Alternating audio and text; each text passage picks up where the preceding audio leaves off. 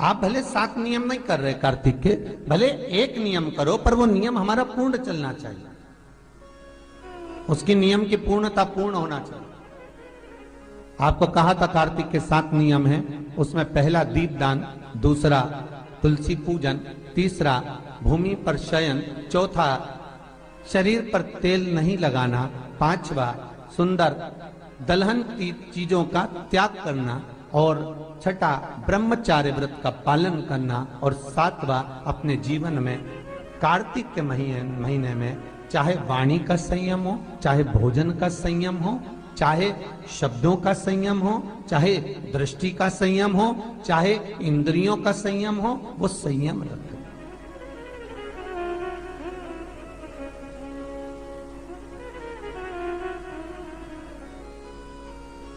वो संयम धारण करना।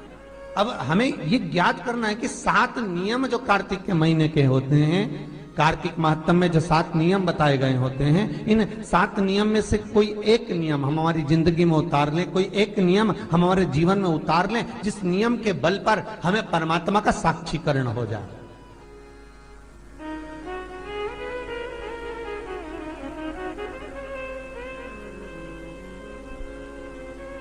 कोई एक नियम।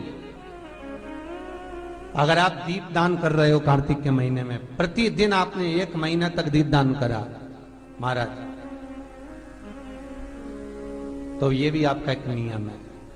1 महीने तक आपने जो तुलसी में जल चढ़ाया, ये भी आपका नियम है।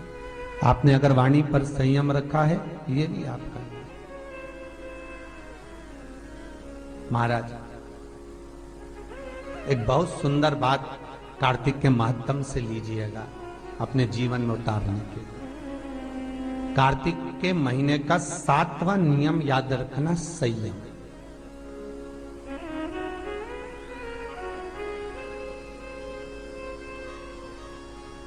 किस समय पर किस चीज का संयम होना चाहिए, ये हमारे विष्णु पुराण किस किसने सुनी है?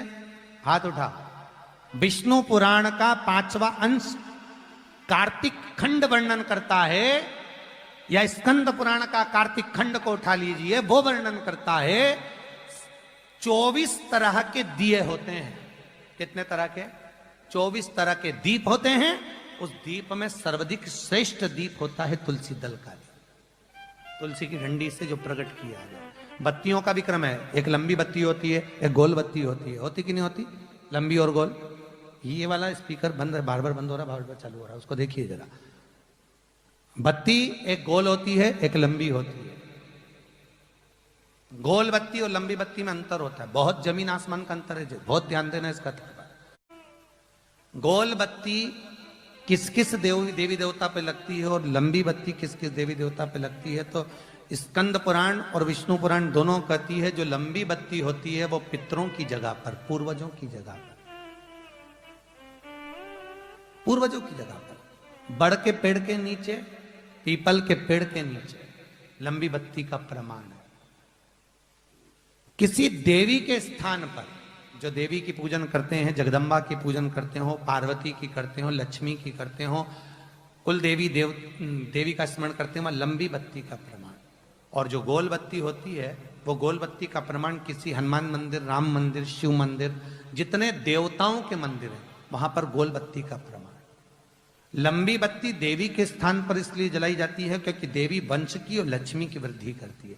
तो लक्ष्मी और वंश बड़ा होना चाहिए, लंबा होना चाहिए। और देवता के सामने गोल बत्ती इसलिए लगाई जाती है कि हमारा मन, ये चित्त, ये वृत्ति आपके चरणों में टिकी रहे और एक दिन हम भी वैकुंठ का वास करें, इसलिए गोल बत्ती लगाई जाती है। एक सहस्त्र बत्ती होती है, करें दर्शन कभी? यहाँ पे माताएं बैठ बैठ के बनाती रहती है 100 बत्ती, 108 बत्ती, 108 बत्ती बनाकर भगवान के सामने। उसका क्या प्रमाण है? कौन से पुराण में लिखा है कि 108 और सहस्त्रावली बत्ती लगाई जाए?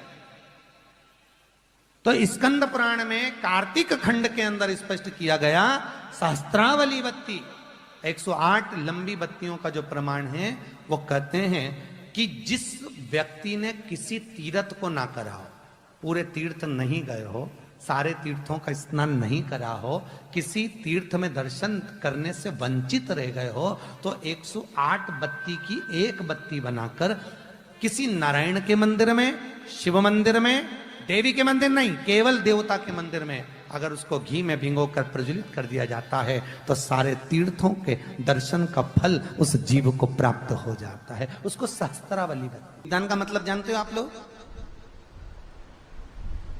क्या मतलब है?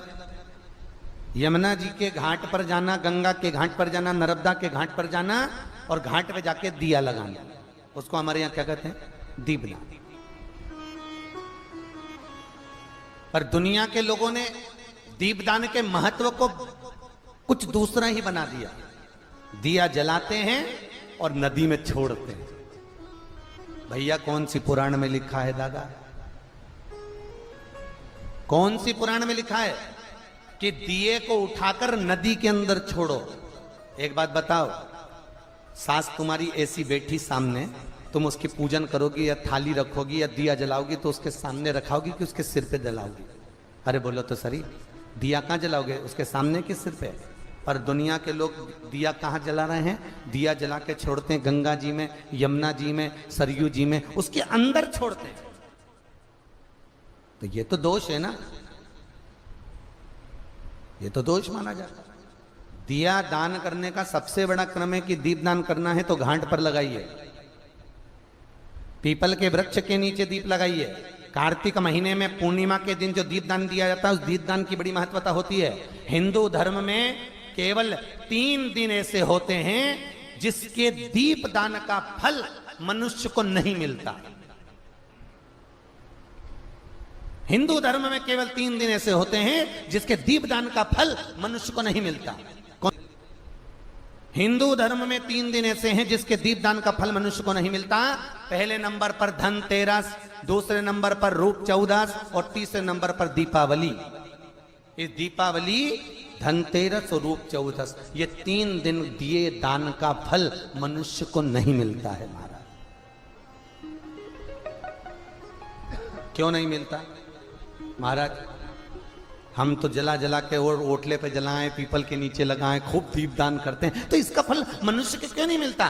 क्योंकि राजा बलि की भूमि को जब वामन भगवान ने 3 पग में नाप लिया था, राजा बलि सुतल लोक का राजा बना था, तो राजा बलि ने वामन भगवान से कहा था, प्रभु आपने 3 पग में मेरी पृथ्वी को नाप लिया, पर आपसे मांगना चाहता हूं तो केवल इतना दे दो कि 3 दिन जो पृथ्वी पर दीपदान करेंगे उसका फल मेरी किस्मत में, मेरे भाग्य में लिखा जाए।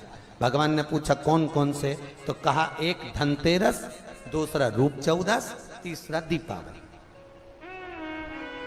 इतने में लक्ष्मी जी आके खड़ी हो गई। लक्ष्मी जी ने कहा राजा बलि से, भैया पृथ्वी के लोग सबसे ज्यादा पूजन तो उसी दिन करते हैं, उसी दिन दीपदान करते हैं, और लोग तो धनतेरस के दिन दिया लगाते हैं, रूप चौदस के दिन लगाते हैं, दीपावली के दिन लगाते हैं, और सारा पुण्य तेरे खाते में लिखा जाएगा, तो उनके खाते में क्या होगा?